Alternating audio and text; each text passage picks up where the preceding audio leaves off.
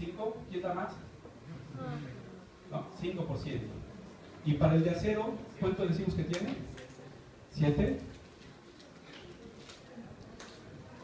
¿Otro?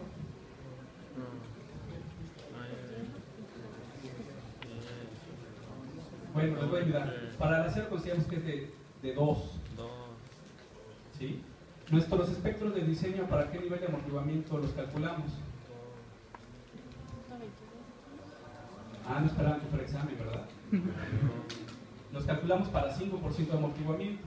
Eso quería decir que tendríamos que diseñar solamente estructuras de concreto, pero las de acero se deberían de diseñar para amortiguamiento de 2.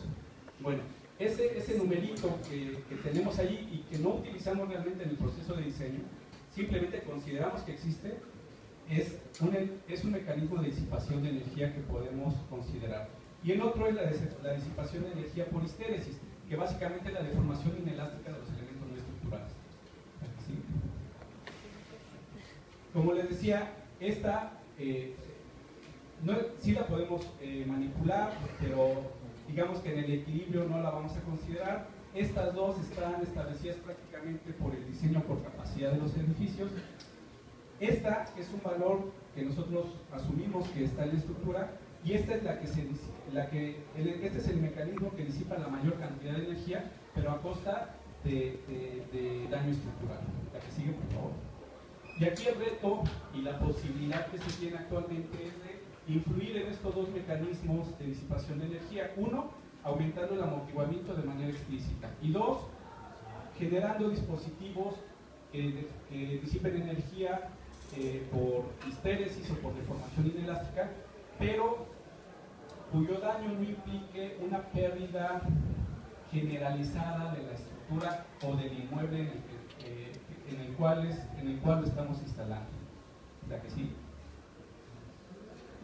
Bueno, los sistemas de aislamiento sísmico, en términos muy generales, es un mecanismo mediante el cual podemos manipular la energía de entrada en el sistema. La energía que el sismo le va a inducir al sistema estructural. ¿Verdad que sí? Esta es una estructura que no tiene aislamiento sísmico, y entonces la aceleración del terreno va a generar una energía de entrada, y toda esa energía de entrada la va a tener que disipar la estructura mediante los 4 mecanismos que acabamos de platicar. En un ideal, podríamos poner a esa misma estructura sobre una cama de balines, y siempre y cuando le restringamos el desplazamiento, esos balines, ¿qué es lo que estarían haciendo? Pues aislar por completo la energía de entrada del terreno hacia el edificio. Entonces, el terreno se podría estar moviendo, los balines estarían rodando y el edificio se mantendría en su posición. No habría sismo para el edificio.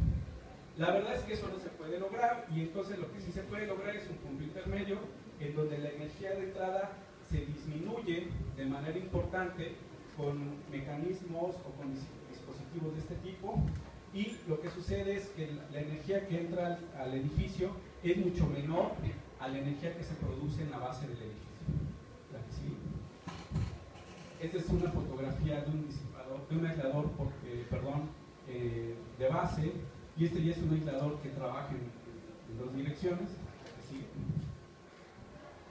Estos son reportes que se tuvieron del sismo de Northridge, de un edificio aislado que es aquel y un edificio no aislado, los dos son hospitales, y es simplemente para que vean el efecto en términos de aceleración. Este edificio, el sitio en el que se encontraba, tuvo una aceleración en el terreno del 0.8 de G. Lo que se midió en el basamento del edificio fue 0.8 de G, y bueno, aquí ya entra todo el mecanismo de amplificación dinámico de una estructura tradicional, y se acabó midiendo en la azotea del edificio una aceleración de 2.3 de G. Y en el caso del edificio aislado, que estaba en otro sitio, la aceleración en el terreno fue de 0.49. En el basamento, bueno, aquí hay una diferencia, no entiendo bien por qué, pero bueno, hay una diferencia entre lo que se midió acá y lo que se midió acá, pero la diferencia de aceleraciones entre digamos, la cimentación del edificio y su basamento, donde ya hay una presencia de los aisladores de base, es de 0.37 a 0.13. Entonces, prácticamente 2/3 partes de la energía que estaba induciendo el sismo o que hubiera inducido el sismo al edificio, 2/3 partes estaban quedando en el sistema de aislamiento de base. Y lo que se midió en la azotea fue una aceleración de 0.11 de G. Entonces, esa es una manera de manipular la energía de entrada al edificio. La que sigue, por favor. Los aisladores actuales están conformados principalmente por un núcleo de plomo que va aquí, y ese núcleo de plomo lo que da, además del aislamiento, también da amortiguamiento a la estructura, y una serie de laminillas intercaladas de acero y de goma que son las que permiten que tenga una deformación lateral, como se muestra aquí en la figura, aunque son sumamente rígidos en sentido vertical.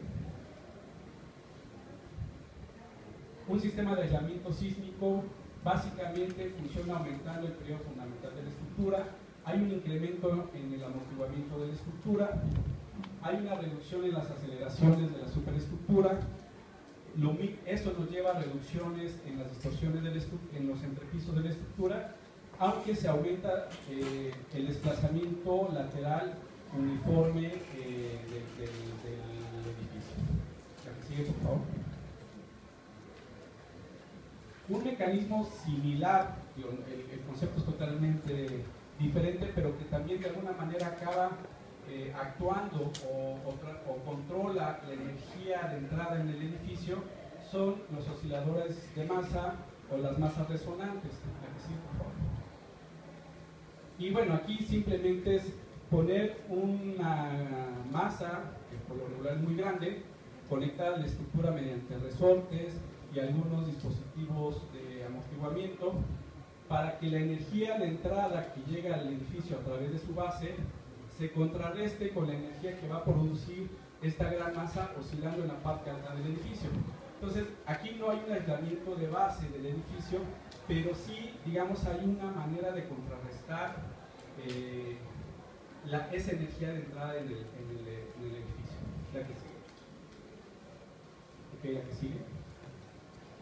Una forma de trabajar ya sobre el amortiguamiento de la estructura son los amortiguadores de fluido viscoso, que pues ya hay al menos 3 tipos. Uno de ellos son algo como un aislador de base, como los aisladores de base que presentamos hace un momento, pero en lugar de tener placas de goma y de metal, lo que tiene es un líquido viscoso que reacciona contra elementos de acero que conforman al sistema de aislamiento. Y esos sistemas, además de aislar la estructura, también proveen de amortiguamiento a la misma a través de la viscosidad de los líquidos que se utilizan, que por lo regular son de silicón.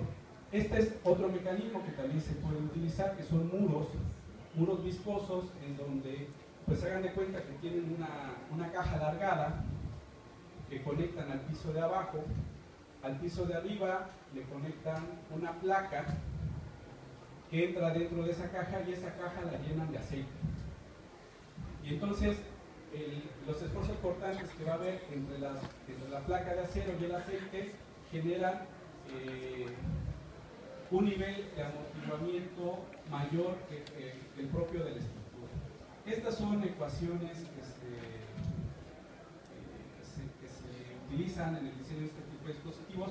No voy a entrar a detalle, pero digamos, aquí básicamente lo que se ve es que van a depender de la velocidad. La que sigue, por favor. Y los dispositivos tipo Taylor o de orificio, en donde el aceite, a diferencia de los dispositivos que les mostré hace rato, está a presión, y se trata de que el aceite pase a través de orificios en un émbolo que vemos aquí, y como está a presión se generan niveles de amortiguamiento superiores en la estructura. ¿La que sigue?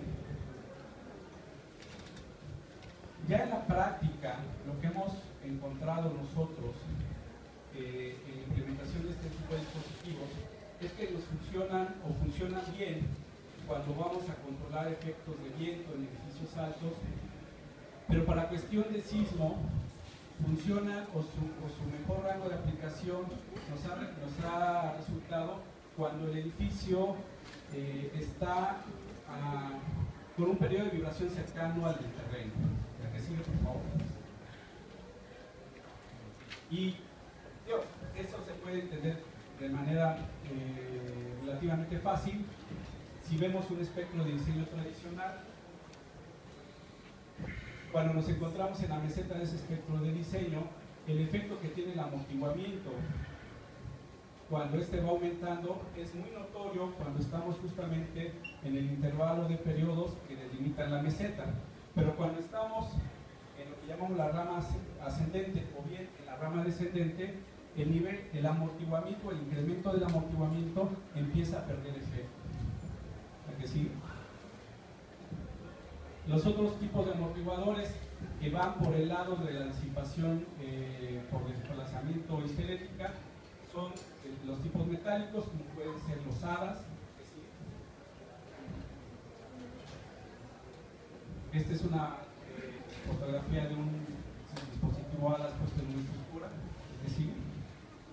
o bien los tadas, que se parecen mucho a los anteriores, nada más que los anteriores trabajan a flexocompresión porque están unidos rígidamente a la estructura en los dos extremos, y los tadas trabajan a flexión únicamente porque en un extremo están unidos rígidamente a la estructura, pero en el otro tienen libertad de movimiento en sentido vertical y entonces no transmiten cargas gravitacionales al sistema de disipación. ¿El que sigue? ¿El que sigue?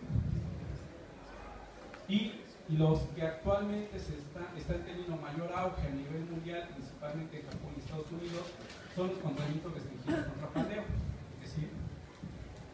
Estos contravientos pues son contravientos prácticamente convencionales, en donde se tiene un núcleo de acero, que es este de por acá, y la única ciencia que tienen es que no se pandean. Y la importancia de que no se pandeen es muy alta porque son elementos sumamente eficientes tanto a tensión como a compresión, y el no pandeo se logra mediante el encamisado con mortero y con un perfil tubular que no está adherido al núcleo resistente y que es lo que permite que no se forme la sección compuesta. Si se formara la sección compuesta,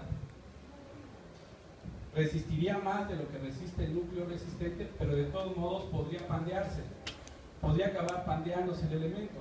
Y si no se forma la sección compuesta, la camisa logra un confinamiento del núcleo resistente sin pandeo en el mismo. El que sigue, por favor. Esto es algo conceptual. Si nosotros tenemos un contraviento convencional y le aplicamos tensión, podemos esperar un comportamiento como el que se muestra en la figura. ¿Sí?